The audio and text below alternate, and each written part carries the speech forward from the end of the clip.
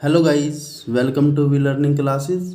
चलिए आज हम स्टार्ट करते हैं चैप्टर सेकंड की एक्सरसाइज 2.3 और उसके इंट्रोडक्शन के बारे में स्टडी करते हैं कि इस एक्सरसाइज में हमें किसके बारे में क्वेश्चंस सोल्व करने हैं। तो इसमें इस एक्सरसाइज में 2.3 में हमें क्या करना है, डिवीज़न मेथड स्टडी करना है। तो जिसे हम क्या बोल सकते हैं, डिवीज़न एल्गोरिथम बोलते हैं। क्या बोलते हैं? Division algorithm. डिवीज़न एल्गोरिथम क्या है कि जैसे हम छोटी क्लासों में पढ़ते थे कि अगर हमें किसी को डिवाइड करना है, अगर हमें किसी को क्या करना है, डिवाइड करना है। जैसे मान लो हमें 10 को डिवाइड करना है, 10 को क्या करना है, डिवाइड करना है। किससे डिवाइड करना है? 3 से डिवाइड करना है। किसको? 10 को डिवाइड करना है। किससे डिवाइड करना है? 3 से डिवाइड करना है। तो हम 10 को यहाँ पे क्या मान लेते हैं, px मान लेते हैं कि यहाँ पे 10 है, 10 को हमने यहाँ पे क्या मान लिया, px मान लिया। ऐसे ही यहाँ पे 3 है, 3 को हमने क्या मान लिया, gx मान लिया। तो 3 को हमने यहाँ पे क्या मान लिया, gx। तो यहाँ पर किसको डिवाइड करना कि px को डिवाइड करना, किससे डिवाइड करना, gx को, क्योंकि px की वैल्यू यहाँ पे 10 है और gx की वैल्यू यहाँ पे क्या है, 3 है। अगर मान लो हम यहाँ पे इसको 10 को डिवाइड करते हैं, अगर हम यहाँ पे 10 को डिवाइड करते हैं किससे, 3 से, अगर डिवाइड करने के बाद कितने पे जाएगा, तो हम जो 3 की टेबल है कहाँ तक लेके जाएंगे, 3 तक लेके जाएंगे। हमेशा यहाँ पे जो वैल्यू लेके आते हैं 10 के नीचे, या यहाँ पे जो भी वैल्यू होगी उसके नीचे हमेशा कौन सी वैल्यू लेके आते हैं, या तो वो इसके इक्वल होगी या उससे कम होगी। तो जैसे मान लो 3 की टेबल अगर 3 तक स्टडी करते हैं तो 3 की टेबल कितनी हो जाएगी, 9 हो जाएगी। अगर 4 पे कितनी हो जाएगी, 12 हो जाएगी। तो 12 क्या होती है, 10 से ज़्यादा होती है। लेकिन अगर 3 पे क्या रहेगा, तो हमेशा जो यहाँ पे वैल्यू लिखते हैं वो हमेशा इससे कम या इसके इक्वल होनी चाहिए।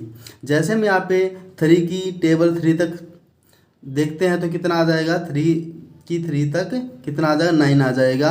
और 10 में से 9 हो गया तो कितना आ जाएगा, यहाँ पर 1 आ जाएगा। इसका मतलब यहाँ पे क्या था, ये 1 यहाँ पे क्या है, रिमाइंडर आया है। तो इसको हम यहाँ पे क्या मान लेते हैं, rx मान लेते हैं। इसको हम क्या मान लेते हैं, यहाँ पे rx है।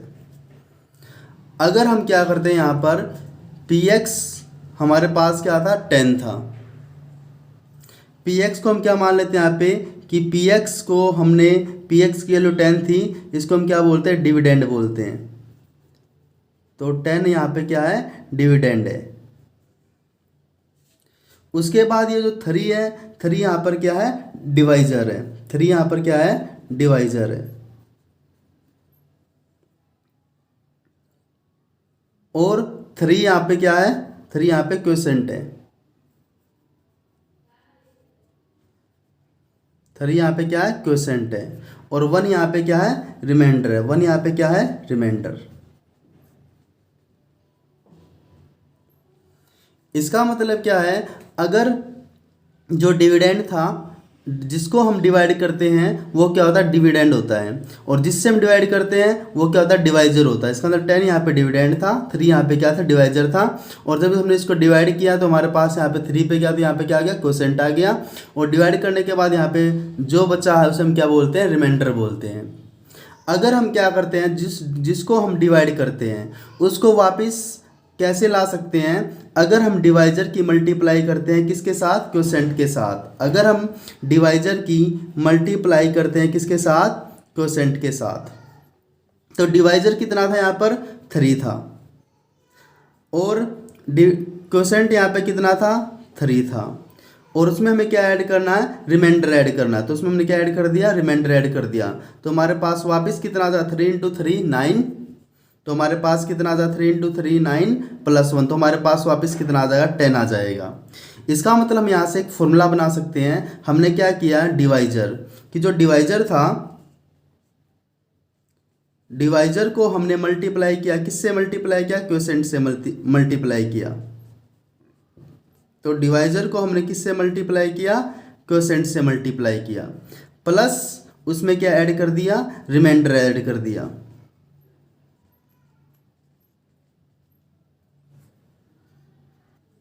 तो हमारे पास क्या आ जाएगा, डिविडेंड आ जाएगा। तो हमारे पास क्या आ जाएगा, डिविडेंड।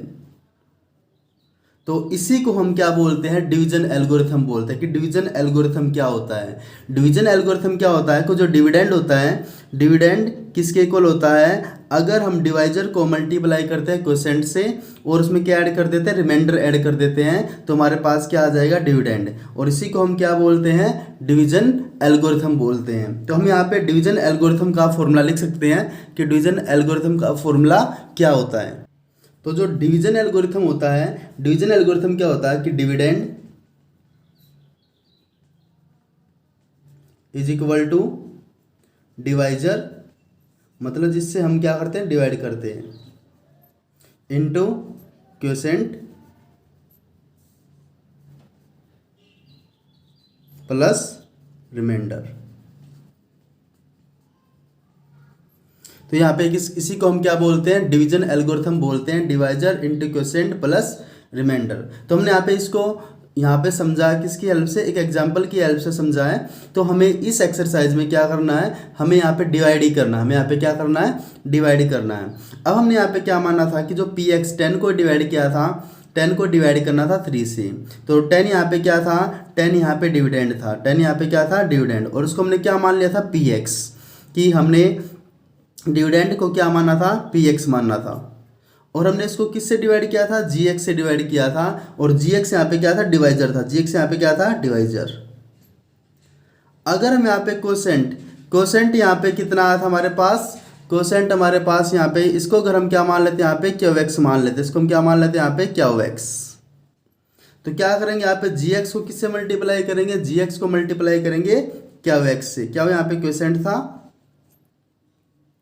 तो डिवाइजर क्या था, जो डिवाइड करता था, जी एक्स था। जो क्वोशेंट है उसको अगर हम क्यू एक्स मानते हैं तो इनटू में क्या कर दिया, क्यू एक्स कर दिया, प्लस रिमाइंडर को हमने क्या माना था, यहाँ पे आर एक्स मानना था, रिमाइंडर को हमने क्या माना था, आर एक्स। तो हमारे पास क्या आ जाएगा, पी एक्स आ जाएगा। और पी एक्स यहाँ पे क्या था, डिविडेंड था। तो हमने क्या किया कि जो डिवाइजर था, डिवाइजर को हमने क्या माना था, जी एक्स, मतलब जिससे डिवाइड करना है।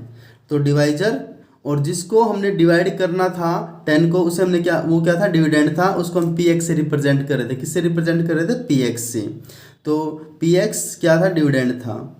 अगर हमने बताया कि डिवाइजर को मल्टीप्लाई करते हैं क्वोशेंट से, डिवाइजर को हमने क्या मान रखा, जी एक्स मान रखा है, क्वोशेंट को हमने क्या मान रखा, क्या एक्स। तो डिवाइजर इंटू क्वोशेंट कर दिया यहाँ पर, प्लस में क्या करना था, रिमाइंडर करना था, रिमाइंडर को हमने क्या मान रखा था, आर एक्स, प्लस कर दिया आर एक्स।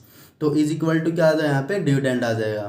तो ये क्या था, ये था डिवीजन एल्गोरिथम था। और इसी बेसिस पे हमने क्या करना है, इस एक्सरसाइज में जो क्वेश्चंस करने हैं वे किसके करने हैं, डिवीजन एल्गोरिथम के करने हैं। तो यहाँ पे क्या करना है, एक वैल्यू को अदर वैल्यू से क्या करना है, डिवाइड करना है।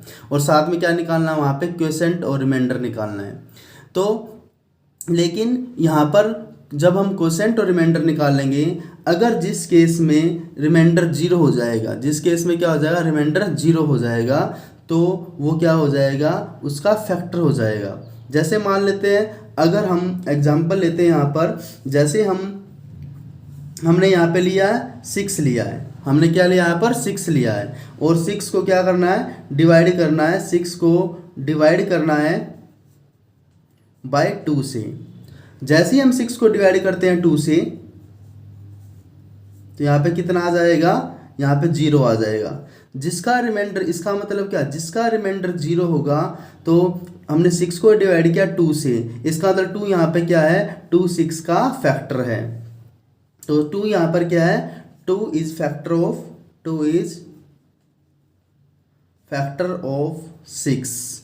इसका मतलब क्या है कि जिस भी वैल्यू को हम डिवाइड करते हैं अदर वैल्यू से, अगर उसको डिवाइड करने के बाद उसका रिमाइंडर क्या आ जाए, 0 आ जाए, तो वो वैल्यू उसका क्या होती है, फैक्टर होती है। तो फैक्टर क्या होता है कि अगर हम जिस वैल्यू से किसी को डिवाइड करते हैं और वो उसको कंप्लीटली डिवाइड कर दे, मतलब वहाँ पे रिमाइंडर 0 आ जाए, तो इसका मतलब वो क्या हो जाएगा, वहाँ पर उसका फैक्टर हो जाएगा। तो ये क्या था, इसका जो बेसिक्स था, जो एक्सरसाइज 2.3 में यूज होगा। तो मिलते हैं स्टूडेंट्स नेक्स्ट वीडियो में, तब तक बने रहिए with we learning classes. Thank you.